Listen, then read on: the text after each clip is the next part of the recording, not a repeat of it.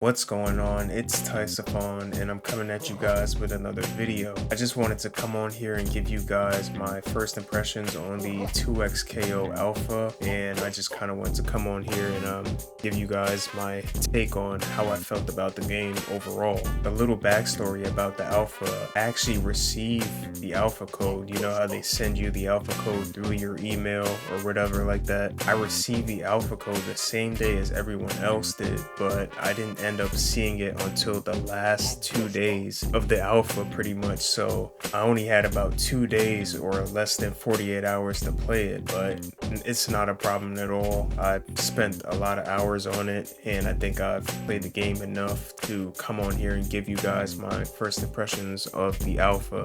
The first thing I have on my list is how the game felt to play. Pretty much the first thing I noticed about this game was it plays kind of like an anime fighter. You know, that was the first thing that popped up into my head. I was like, okay, this is definitely an anime fighter style game. One thing I would say about me when it comes to anime fighters is that I'm not good at anime fighters at all. Me and anime fighters are like oil and water. We just don't mix at all for some reason. One of the problems I have with anime fighters is that like they're a little too fast paced for me personally. There's a lot of bullshit going on the screen. Like for example, with Dragon Ball Fighters, it could be very rush down heavy, pressure heavy, assist character heavy. And you know, half of the time I'm like, bro, what the hell is going on here? You know, games like Persona 4 Arena Ultimax, you know, that game has like this air dashing mechanic where it makes it hard to kind of stop opponents trying to jump in on you. And I'm so used to being able to anti-air my opponents because I come from games like Street Fighter, where if my opponent jumps in on me, immediately I know what to do: DP or press my anti-air button. And as simple as that. Anime fighters, for some reason, they don't really promote that style of gameplay. Most anime fighters, to me, in my opinion, promote very high speed, fast paced kind of play styles. You know, it's all about getting in on your opponent, pressuring them as much as you can, and mixing them up as much as you can and stuff like that. And I'm just not a big fan of that. I'm more of a fan of slower, methodical kind of gameplay. Like for example, if we want to talk about anime fighters that I will play and that I can see myself playing competitively for a long time, is like games like Grand Blue Fantasy versus Rising. I like that game because that game, the tempo of it is a little bit slower, a little bit more methodical. I can see what's going on. I can assess what's going on the field a little bit better compared to games like Dragon Ball Fighters, you know, Under Night in Birth, Blaze Blue and all that stuff, all those other anime games. Grand Blue is a lot more slower. I play the neutral better and stuff like that. You know, if my opponent jumps in on me, I have my anti-air options. I can see him jump in on me and then just kind of stop him from doing that. Which is one of the things that that's actually one of the problems I had with the 2XKO beta, was that I noticed that there aren't a lot of anti-air options in that game. I don't think any character has like a wake up DP option or a wake up EX invincible DP option. So you're pretty much, when you get hard knockdown, you have to like pretty much eat everyone's meaty setups. You have to guess, are they gonna go low? They're gonna do an overhead. There's been so many times where I know my opponent is just gonna run up to me and mash in my face, and I just really want to wake up DP to prevent him from doing that. But the 2XKO Alpha didn't allow me to do that. You know, I'm not sure if there are characters in there that have wake up DP options, but as far as I'm concerned, no one's done it to me and I wasn't able to do it to anyone else. As far as the combos go in this game, they're pretty straightforward. They're not too long but not short as well, which I kind of like. I know a lot of people probably want longer, drawn out combos, but for me it was like kind of like a balance between short and long, which is good for me. Block strings aren't too long, so I'm not sitting in pressure for freaking 5 million years, which is one of the problems I had with games like Dragon Ball Fighters. When people ask me, hey Taisophon, why don't you play Dragon Ball Fighters? Why did you drop the game? Why don't you like it? And usually when they say that to me, I show them this video.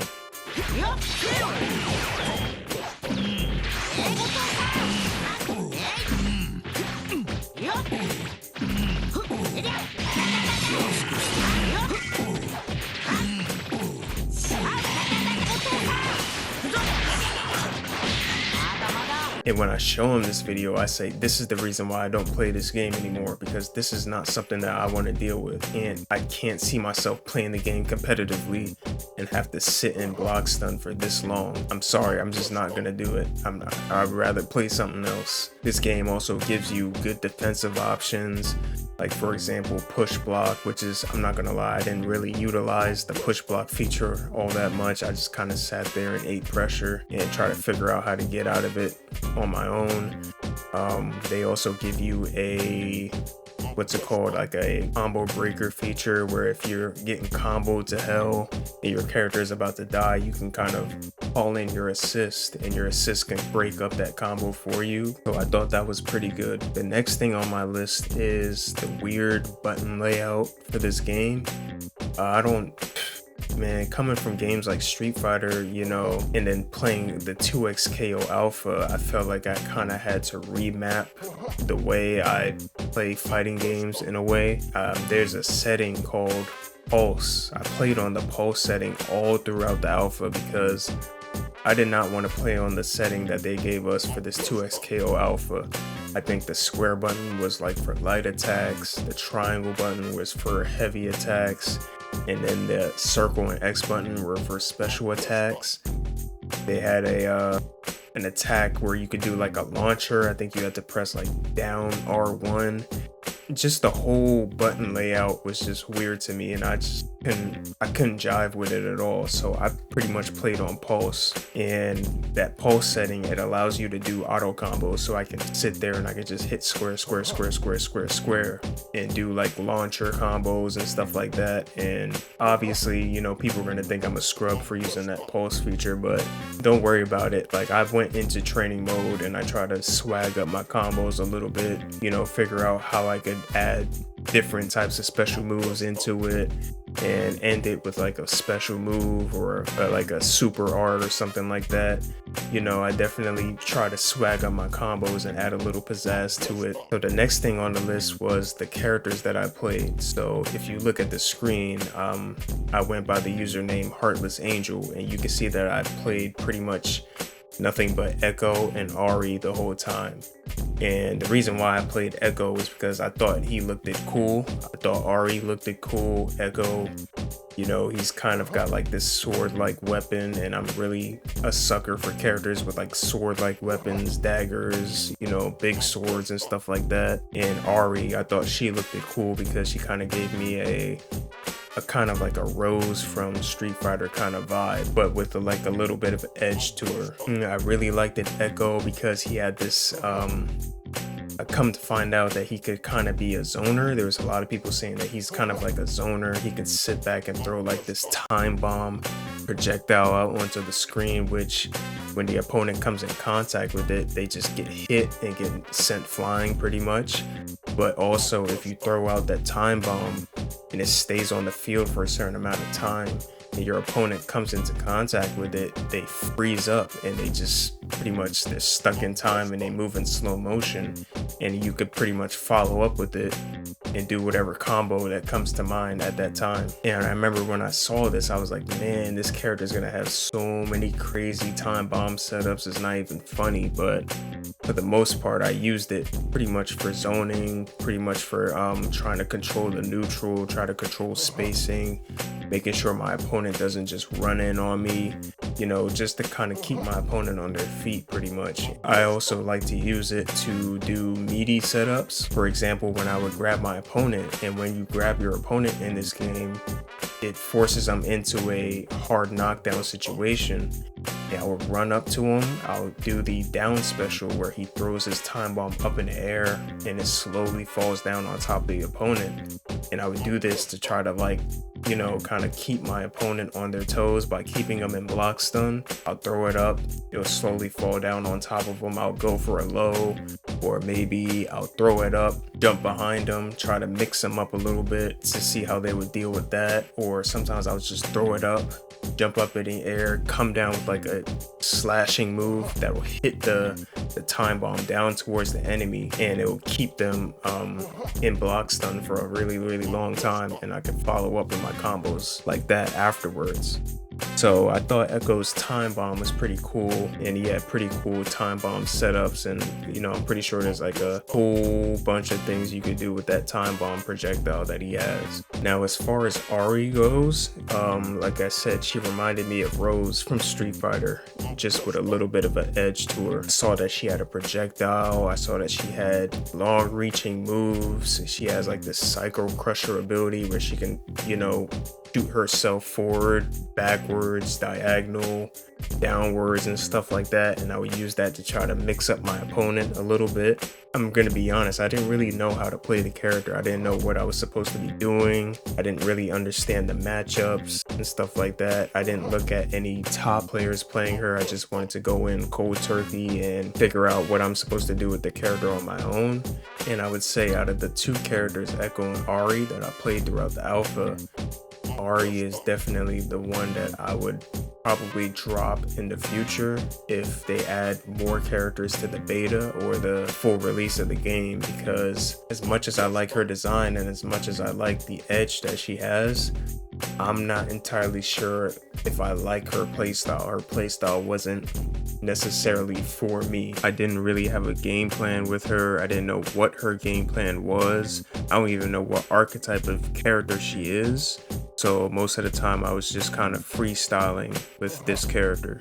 She might be the character that I drop for someone else. Now, another thing I wanted to talk about was dealing with the bigger characters of this game. And when I say the bigger characters of this game, I'm specifically talking about Alawi, Darius, and Braum. I think that's how you say his name, Braum. These characters were freaking ridiculous in the alpha. Like, for example, Alawi. Like, let's start off with Alawi and her freaking tentacles. This character, I would consider her a bigger character because she's pretty much bigger than half the cast. She would have this little thing where she would hit you with her tentacle and it would cause like another tentacle to spawn out from the ground, and it would allow her to kind of like continue her combos or extend her combos. Or if you're in block stun, she will hit you with her gourd and the tentacle will hit you. So like right when you think her combo ends, it's actually not your turn, it's still her turn, because the tentacle just comes out the ground and hits you. It keeps you in block stun. So I thought that was kind of cheap in my opinion. I don't know why they made the character like that, but she was definitely one of those characters where it was like, if I saw her on your team, I was like, bro, I don't respect you at all. Like, this character is cheap. She's not broken, but she's clearly top tier. She's one of the better characters in the alpha in my opinion, and I didn't really know how to deal with her and stuff like that other than just sit back and, I don't know, freaking zone her out and force her to approach me instead of me approaching her, because she has that huge tentacle that she's freaking hitting you from freaking light years away. Now, Darius was one of those characters where you didn't really have to be all up in your opponent's face to be hitting people. You could stand like at half screen and still throw out a special move and make contact with your opponent. And in this game, you have chip damage too. Special moves do chip damage in this game.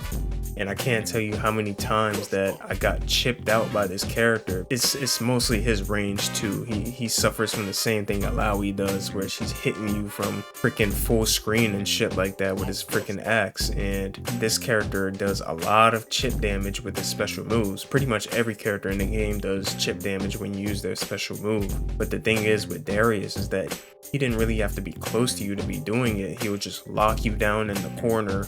It just keeps swinging his axe from like a mile away and chipping your freaking HP away. And I know there was a match where I fought a Darius player and he had me pretty much locked down in the corner, and he was just swinging away with his axe, and he managed to chip me out with special moves. It kind of seemed like his gameplay was just based around not actually doing damage to me with combos, but just sitting back at a distance, keeping me out of his range and chipping me down all the way until I have no HP, and then boom, I get hit once, I get grabbed once, and my character is gone. That kind of wasn't fun for me, but at the same time, how can I blame you? The character's huge, he has a lot of range. So yeah, pretty much Darius, he just sits there, he hits you from full screen with special moves, and he chips away your HP. That seemed to be everyone's game plan when it came to that character. Playing against Darius Darius wasn't fun, and I felt like he was on damn near every team that I went against. Every team I went against had a Darius on it. Then you have characters like Braum with his armor moves, and then he does like this move where he gains, I guess his shield glows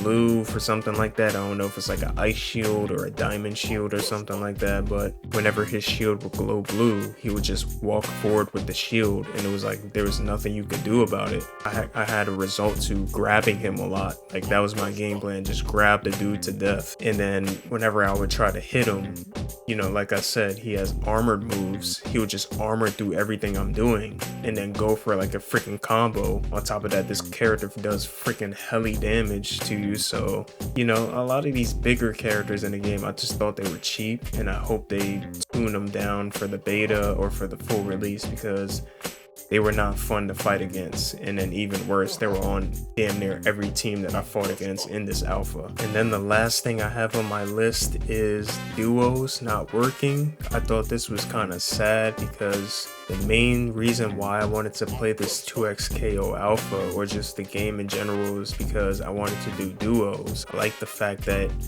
you can go online and it's not just about you anymore, it's about you and your partner. Are you guys better than the other two guys on the screen? And cut the long story short, duos did not work in this game at all. Throughout the whole alpha, I wasn't able to fight people in duos, period. Like literally at all. Every time I would sit near a station where there was like 5-6 people and we were all queue in at the same time, for some reason the freaking duo thing would not work. It would always put you in a situation where it was a 2v1, so 2 people will be teamed up versus one other person, and apparently it was some sort of glitch. I heard some people saying it was a glitch. I heard some people were saying you can only do it if you actually invite a friend or invite a player to like team up with you, and then you go into a freaking station with 2 other people, and then it will work out in a 2v2 duo situation. That was kind of a bummer. I wasn't able to do duos at all. I kept getting put in situations where it was a 2v1. You know, I just wasn't able to take advantage of that new feature that it seems like they want to base this whole game around. But overall, I would say my experience with the 2XKO Alpha was pretty good. If I had to give it a score out of 1 out of 10, I would give it a 7 out of 10.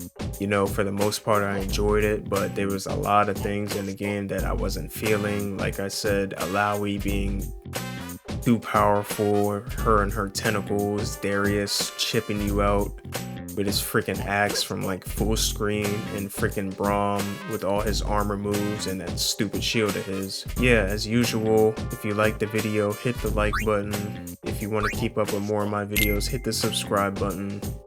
This has been Taisophon, and I'm out, people. Later.